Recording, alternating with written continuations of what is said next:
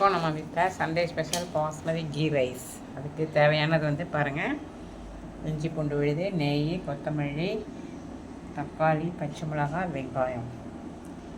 பச்சை மிளகாய் வந்து ஃபுல்லாக கீற வேண்டாம், காரம் வரும். காரத்துக்காக நான் லைட்டாக தான் கீறிருக்கேன்.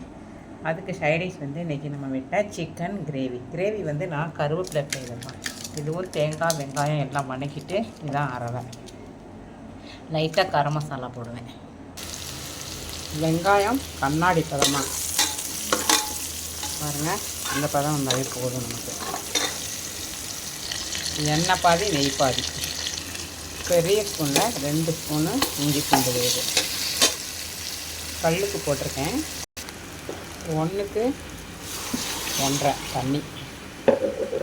ஜீரகத்தூள், மிளகுத்தூள், சோம்புத்தூள், கருவேப்பிலையும் தேங்காயும் விழுது இந்த ஸ்டேஜில் தான் போட்டோம்.